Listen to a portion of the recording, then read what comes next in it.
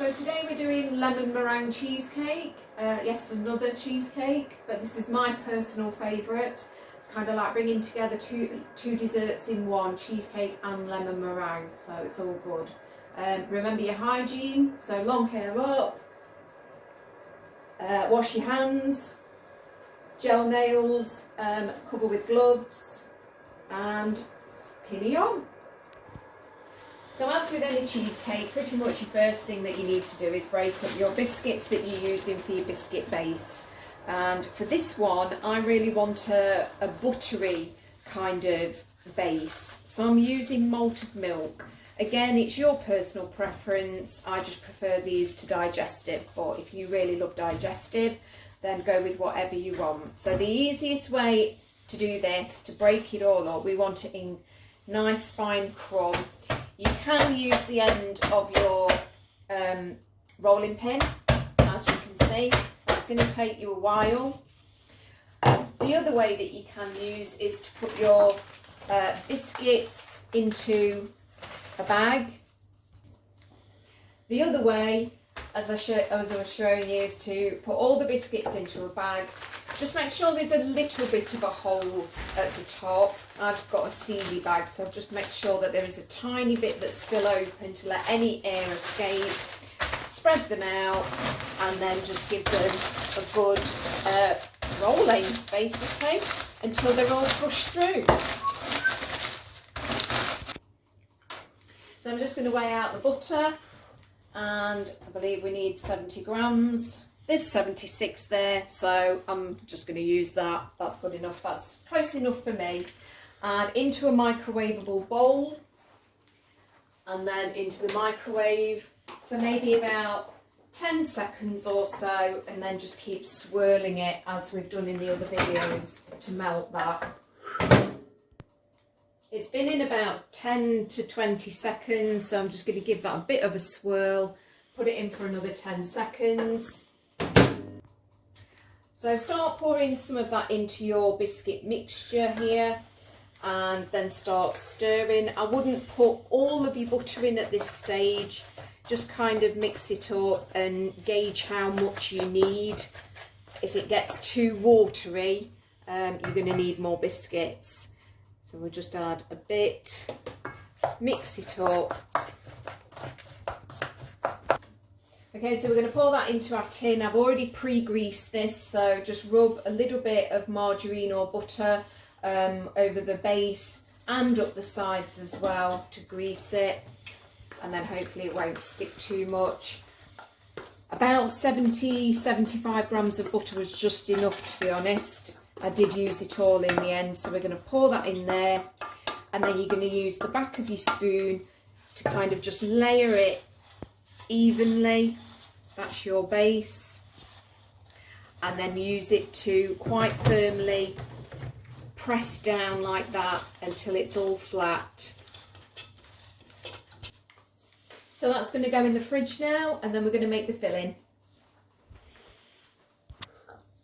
So the next stage is to weigh out your icing sugar. You need about 70 grams of that into a bowl, and then we're going to add a tablespoon of vanilla extract or vanilla essence. Let's add a bit more. Yeah, there we go. And then you need 300 grams. This is for a medium-sized cheesecake. Would probably be enough to feed maybe 6 people. But 300 grams is, these are your normal size tubs that you get from the supermarket. So 1.5 would be 300 grams into there. So that's your soft cheese going into there. Just make sure it is actually full fat soft cheese. That makes it easier when you are trying to thicken it up and make it set. It will set a bit firmer than using half fat. So the next stage is to mix your soft cheese, the icing sugar and the vanilla essence using a whisk. I've got an electric whisk. You can use a hand whisk as well, but it might take you a lot longer.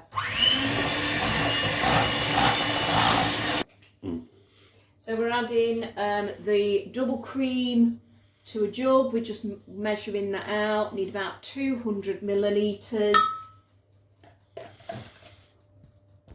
Okay, so add the double cream to the mixture, and we're going to whisk that up till it's nice and thick.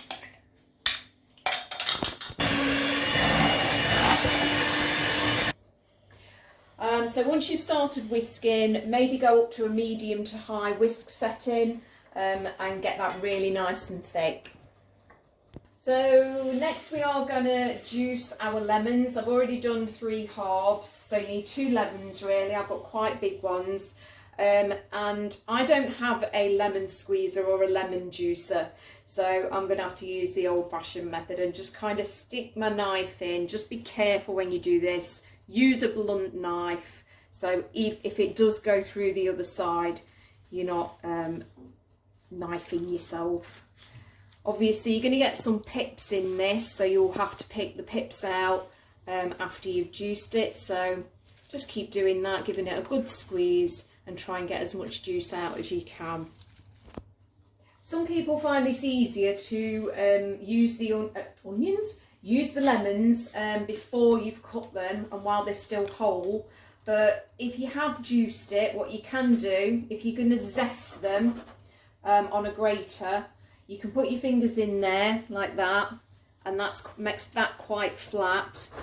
And then just be careful that you are not grating your knuckles, and just gently kind of grate it like that.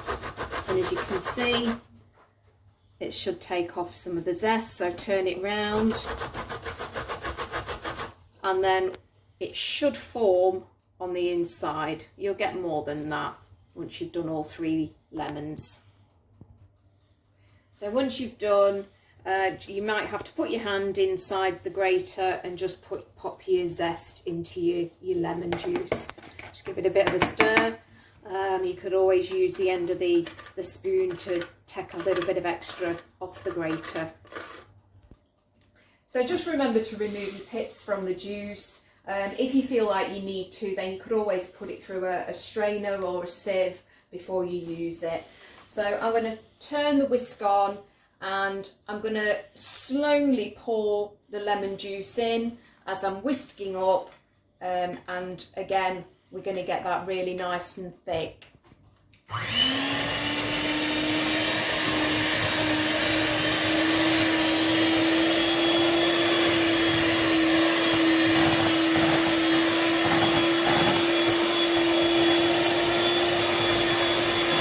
Focus on that. Okay, so you can see how thick that is there. It's reasonably thick. It's going to need chilling in the refrigerator. Probably overnight would be best. But we're going to put that into on top of the biscuit base, which has been in the fridge. We'll pour that in there, and then again just use your spoon to spread it evenly across the base. We're going to make the meringue now, so you need to separate the egg whites from the yolks. So crack your egg and just kind of hold it up like that. Let the white, or some of the white, just trickle into the bowl underneath, and then you're going to try and catch the yolk in that piece of broken shell there. Oh, look at that.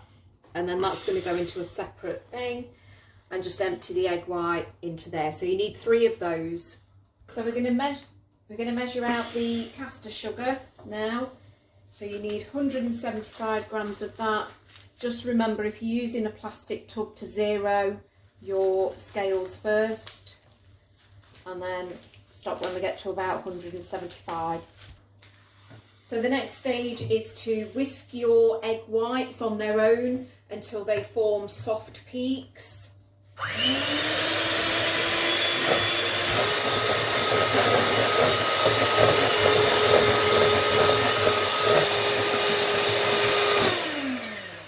Okay, so you can see the kind of texture it is there, and if I pull that out, it kind of forms the stiff peaks, or soft peaks should we say. I think that's kind of ready for the next stage.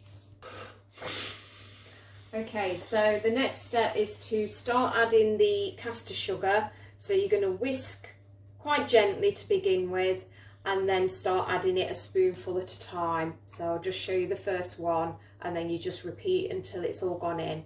Keep mixing until it does form quite stiff peaks, and it looks really nice, shiny and glossy.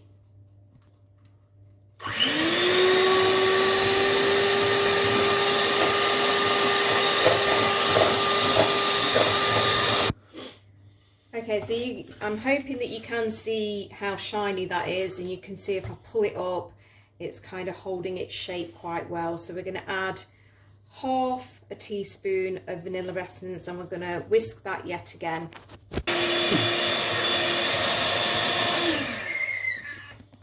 Okay, so, oh yeah, that's kind of the kind of texture you want. So it's ready, and we need to bake that now. So this is going to be the tricky bit, and I've always found this quite difficult in trying to get the exact sort of size that you want so that you can just slide it onto your cheesecake. So we're just going to pour it onto there, and we're going to try and make a bit of a circular shape.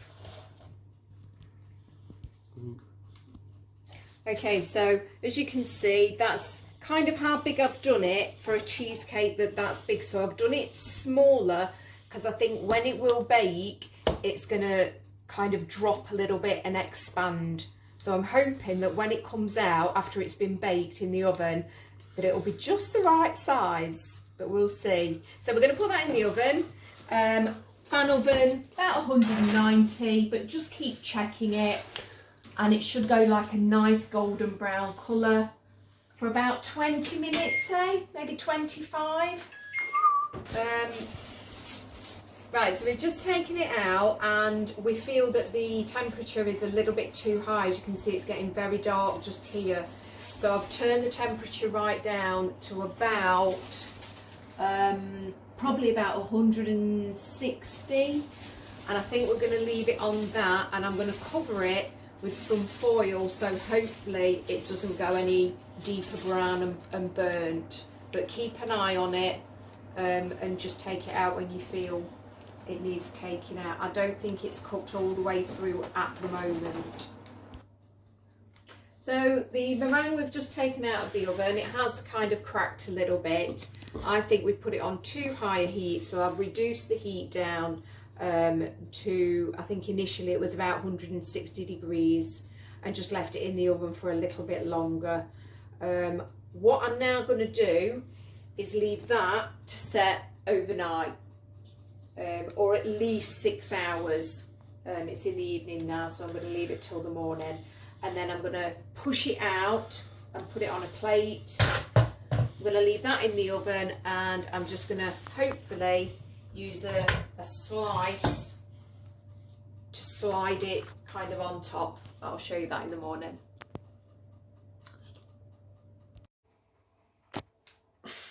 I've left the cheesecake overnight, and I've taken it out of the tin.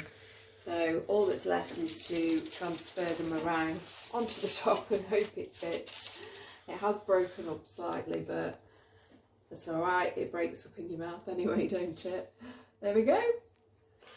Hopefully yours looks a little bit prettier than mine, but I'm sure it'll taste fine. Enjoy.